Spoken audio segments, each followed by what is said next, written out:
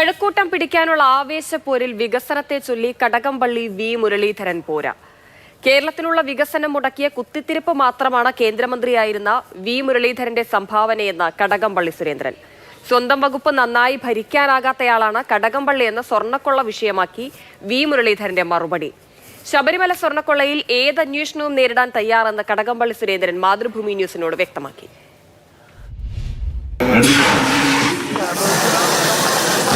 വർഷത്തിലൊരിക്കൽ ഈ ദേശാധ്യക്ഷനെ വരുന്നതുമായി വരിക, 2 മാസം ഇവിടെ താമസിക്കുക, മരണവീടുകളുണ്ടോ എന്ന് അന്വേഷിക്കുക, ഇലക്ഷൻ കഴിയുന്നതിനകത്ത് പെട്ടിയും എടുത്ത് പഴയ സ്ഥലത്തേക്ക് പോവുക.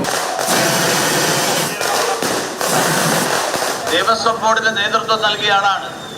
സ്വന്തം വകുപ്പ് ഭരിക്കാൻ അറിയില്ല എന്ന് സ്വയം പ്രഖ്യാപിച്ചിട്ടുള്ള ഒരാൾ. കഴക്കൂട്ടം പിടിക്കാനുള്ള വാശിയേറിയ പോരാട്ടത്തിലാണ് 2016-ലെ 1ഉം 2ഉം സ്ഥാനക്കാരായ CPM-ഉം BJP-യും. 10 വർഷത്തെ ഇടവേളയ്ക്ക് ശേഷം കടകംപള്ളി സുരേന്ദ്രനും വി മുരളീധരനും ഏറ്റുമുട്ടുമ്പോൾ അടിക്ക് തിരിച്ചടി നൽകി പ്രചാരണമാണ്. ആകെ യോജിപ്പ് ഒരു കാര്യത്തിലാണ്. നിശ്ചയമായിട്ട് ത്രികോണ മത്സരം തന്നെയാണ്.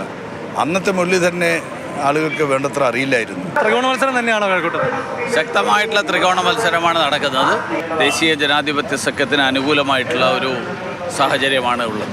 അതുകൊണ്ട് 2016-ലെ ഒരു ദയനീയമായിരിക്കും ഇപ്പോഴത്തെ സ്ഥിതി എന്നാണ് എനിക്ക് തോന്നുന്നത്.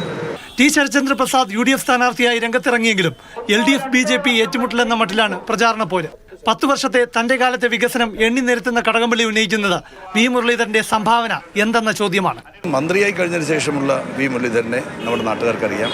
ഈ നാടിനു വേണ്ടി ഒന്നും ഒരു കമാന്നൊരക്ഷരം ഉരിയാടാത്ത, നാടിനു വേണ്ടി കാലണ ചെലവഴിക്കാത്ത, കേന്ദ്രത്തെ പോയി സംസ്ഥാനത്തിനെതിരായി കുത്തിത്തിരിപ്പ് നടത്തുന്ന ഒരാളായിരുന്നു അന്നത്തെ കേന്ദ്രമന്ത്രി എന്നുള്ള കാര്യം ഇന്ന് ജനങ്ങൾക്ക് നല്ല ബോധ്യമുണ്ട്. കടകംപള്ളി സുരേന്ദ്രനുള്ള വി മുരളീധരന്റെ മറുപടി ശബരിമല സ്വർണ്ണക്കൊള്ളയാണ്. കേന്ദ്രമന്ത്രിയായിരുന്നപ്പോൾ വി മുരളീധരൻ കഴക്കൂട്ടത്തിന് വേണ്ടി ഒന്നും ചെയ്തില്ല എന്ന കാര്യമാണ് അദ്ദേഹം പറയുന്നത്. അതാണ് പ്രശ്നം.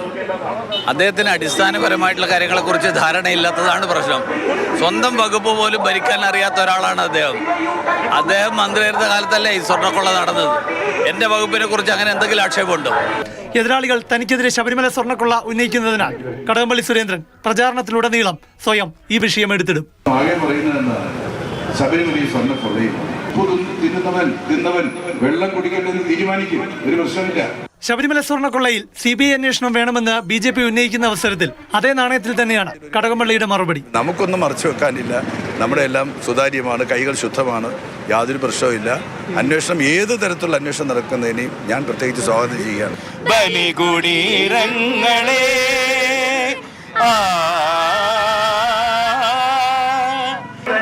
ബിജുവിനൊപ്പം പ്രശാന്ത് കൃഷ്ണ, മാതൃഭൂമി ന്യൂസ്, തിരുവനന്തപുരം.